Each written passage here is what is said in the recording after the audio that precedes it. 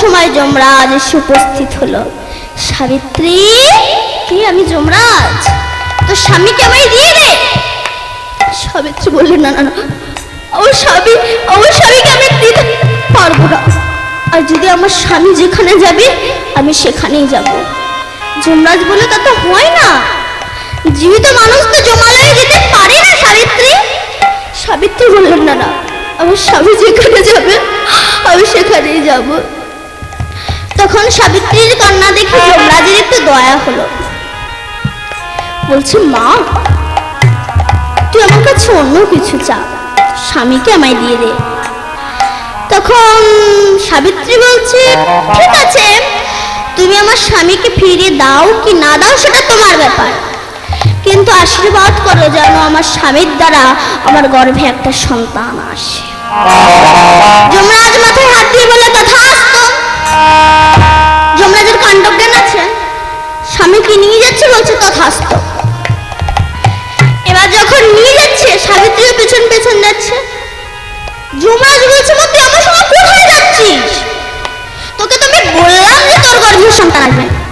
তখন সাবিত্রী বলছে, আপনি একটু বিচার করে বলুন তো, যদি আপনি আমার স্বামীকে নিয়ে চলে যান তবে আমার গর্ভে সন্তান আসবে কি করে? যমরাজ বলল, ঠিক তো বাবা, তোর জিনিস তুই রাখ।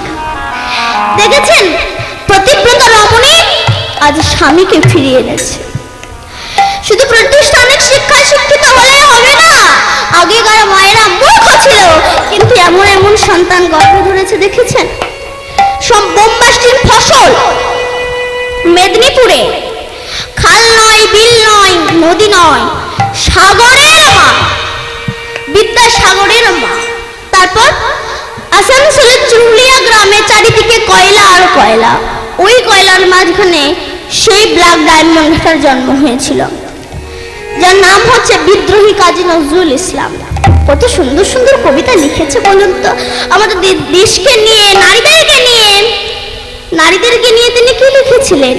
বিশ্বে যা কিছু মহান সৃষ্টি চিরকল্যাণকর, অর্ধেক তার করিয়াছে নারী, অর্ধেক তার নয়। এই নারীর জন্যই কিন্তু ভাবে একটা সন্তানের জীবন আসে, আর এই নারীর জন্যই কিন্তু একটা সন্তানের জীবন চলে যায়। এটা আমার কথা না, এর সাক্ষাৎ প্রমাণ হচ্ছে মহাভারত। অভিমন্যু গর্ভে আছে, আর একদিন অর্জুন মা সুভদ্রাকে কিভাবে চক্রগোহ থেকে বের হয়ে আসতে হয়, কিভাবে চক্রগোহ ভেদ করে ভেতরে গিয়ে যুদ্ধ করতে হয় এই কথা বলছে। কিন্তু বাবা, নারী জাতি তো একটু অলস হয়, কি করে বেরিয়ে আসতে হয় এই কথাটা যখন বলছে, তখন মা সুভদ্রার চোখে কাল নিদ্রা নেমে এলো। গর্ভের সন্তান অভিমন্যু চিৎকার করে বলে উঠল, মা!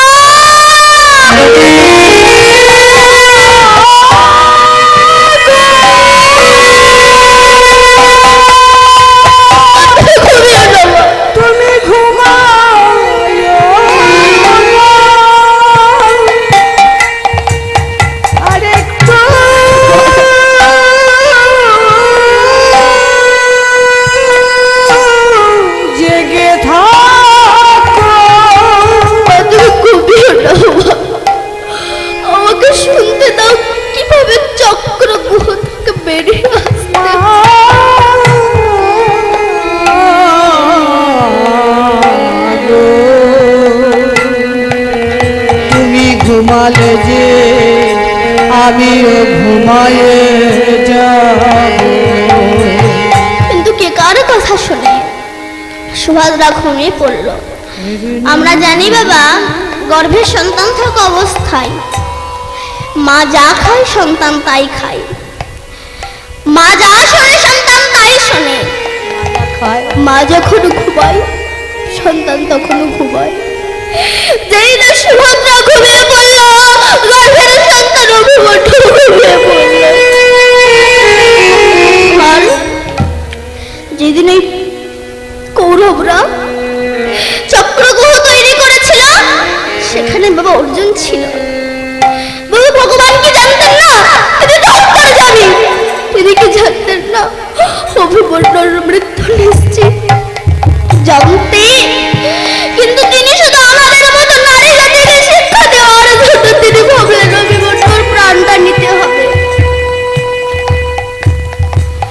তবে সেখানে অর্জুন ছিল না, আর যুধিষ্ঠির ভীম নকুল সহদেব এরা চক্রব্যূহ ভেদ করতে জানতো না, আর যে জানে সেই তো ওখানে ছিল না।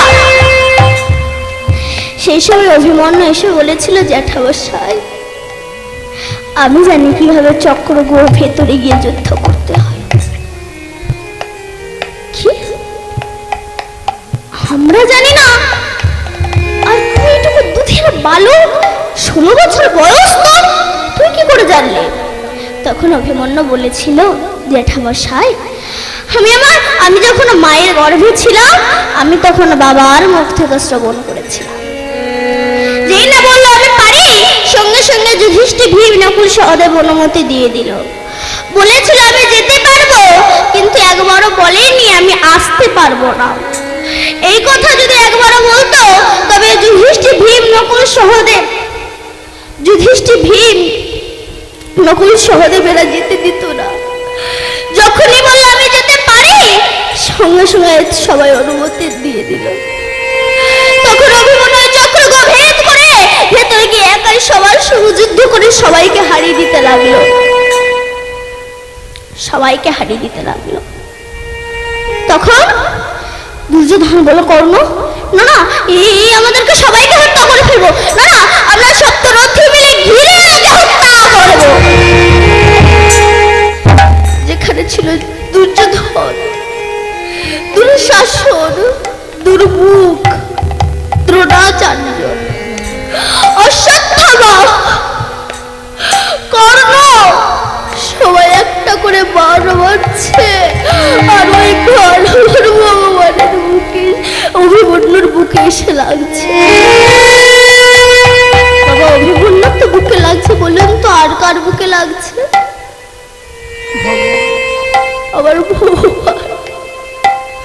আমার ভগবান সেই পীড়া, সেই যন্ত্রণা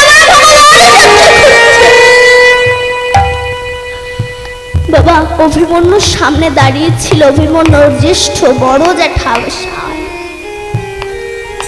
কর্ণ, কুন্তির বড় ছেলে।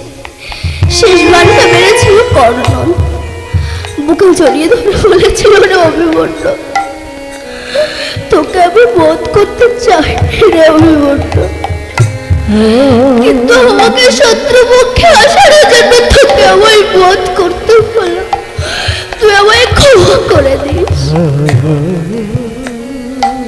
সেই দিন অভিমন্যু বলেছিল, জ্যাঠামশাই আজ আমার এই মৃত্যুর জন্য দায়ী কেউ নয়, দায়ী ছিল একমাত্র আমার মা। যদি আমার মায়ের দিকে শুনত কিভাবে চক্রব্যূহ থেকে বেরিয়ে আসতে হয়, তবে আমার হত্যা হতো না এইভাবে। আজ বাবার সম্মানের জন্য, ভাই জ্যাঠাদের জন্য আজ ঢাল হয়ে দাঁড়িয়েছে অভিমন্যু। সেই সময় যুধিষ্ঠির ভীম নকুল সহদেব চিৎকার করে বলেছিল, অভিমন্যু বেরিয়ে আয়। সেই সময় অভিমন্যু বলেছিল, জ্যাঠামশাই আমি চক্রব্যূহ ভেদ করে ভেতরে আসতে জানি, কিন্তু কি করে বেরিয়ে যেতে হয় এটা আমার জানা নেই।